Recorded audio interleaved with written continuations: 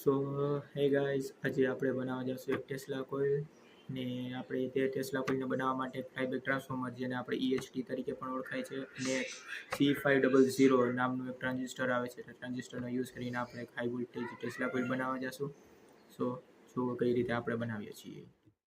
So guys, જેમ કે આ તમે જોઈ શકો છો, આ છે આપણું મોસ્ફેટ, જેના હું તમને નંબર ટ્રાય કરું દેખાડવાની સ્ક્રીન ઉપર દેખાય તો તમે જેમ કે જોઈ શકતા હશો કે આ છે C5200 નામનું આપણે જે મોસ્ફેટ છે આમાં યુઝ કર્યું છે, અને એની સાથે અહીંયા એક આપણે 1K નું આપણે રજિસ્ટર પણ કનેક્ટ કરેલું છે, અને એની સાથે આપણે એક હીટસિંક પણ લગાડેલી છે. તો આ હીટસિંક છે એ શું કરશે, તો કે જ્યારે આપણું મોસ્ફેટ છે તે હીટ થશે તો એની હીટને છે એ એબ્ઝોર્બ કરી લેશે, અને જેથી આપણું જે મોસ્ફેટ છે તે સેફ રહે.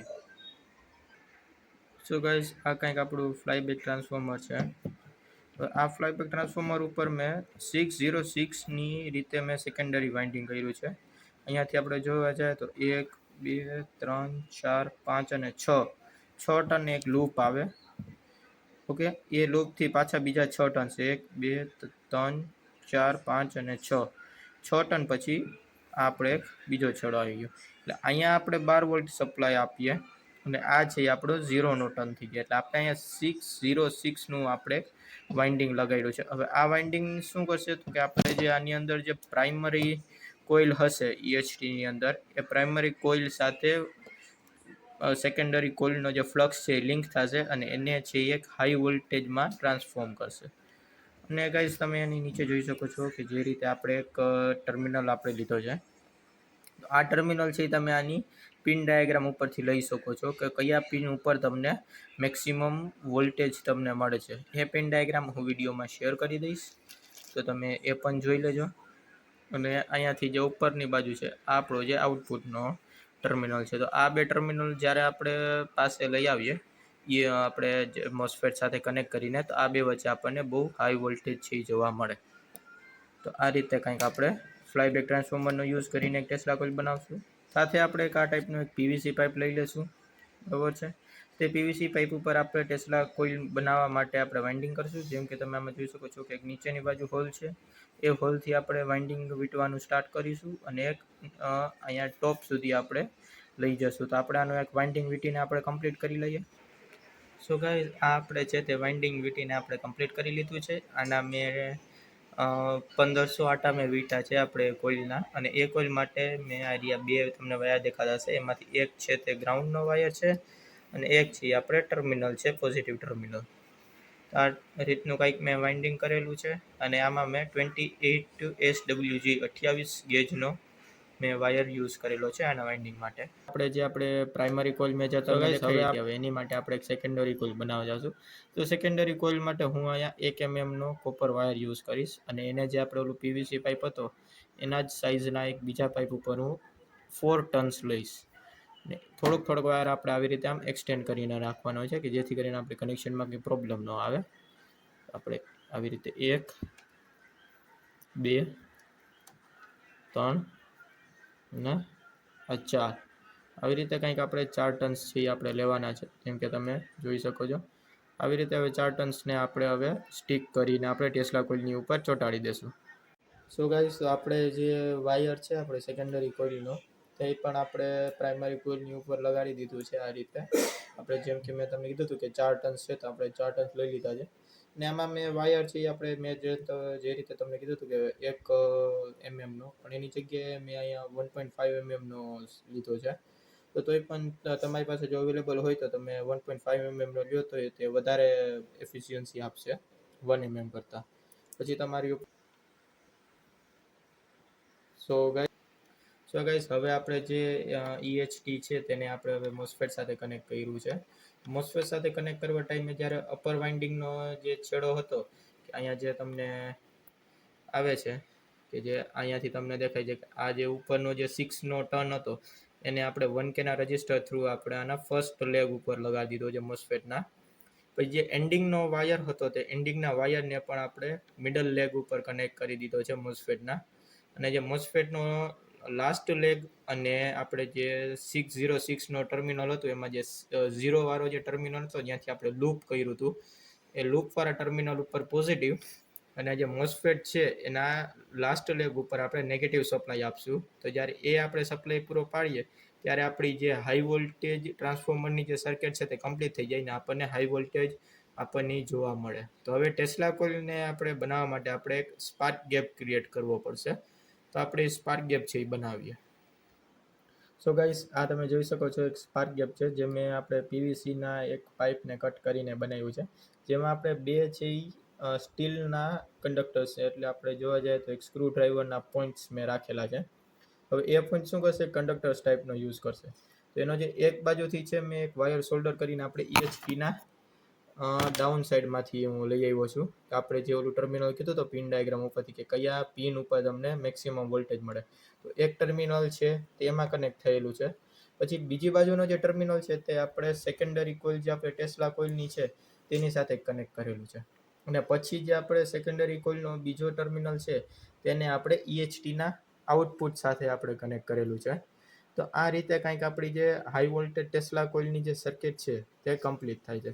પછી આપણે તમે જોઈ શકો છો કે અહીંયાથી આપણે બે ટર્મિનલ્સ છે એ નીકળેલા છે. એક તો અહીંયા ઉપરની બાજુથી અને એક અહીંયા ડાઉન સાઈડથી. તો જે ડાઉન સાઈડનો વાયર છે તેને આપણે ગ્રાઉન્ડ કરવાનો રહેશે. તો આપણે કોઈ પણ એક જગ્યાએ આપણે આને ગ્રાઉન્ડ કરી શકીએ છીએ. કે ભાઈ વુડનનું ટેબલ હોય તો વુડન ઉપર તમે જે ગ્રાઉન્ડ કરી શકો છો. અથવા તો અહીંયા મારી પાસે એક રાઇટિંગ પેડ છે તો હું એની નીચે એને પિન કરી દઉં છું કંઈક આ રીતે. તો હવે આ જે વાયર છે તે ગ્રાઉન્ડ થઈ ગયો છે.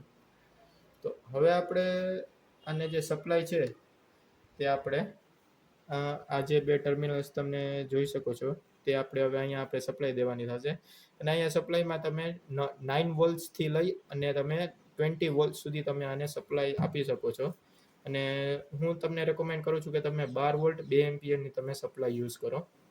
તો એ છે તમને બહુ સારી પડશે અને એના લીધે તમારું જે મોસ્ફેટ છે તે વધારે હીટે નહીં થાય. સો ગાઈઝ, આ જે મારી પાસે એક ચાર્જર છે LGનું સ્વિચિંગ એડેપ્ટર AC ટુ DCનું. આ છે 12 વોલ્ટ 2 એમ્પિયરનું. તો આ એડેપ્ટર છે હું યુઝ કરવાનું છું આપણે ટેસ્લા કોઇલના પ્રોજેક્ટ માટે.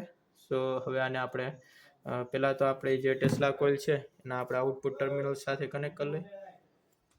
આ છે આ તે આપણે પોઝિટિવ ટર્મિનલ સાથે આપણે કનેક્ટ કરી લીધું છે આ કંઈક આ રીતે.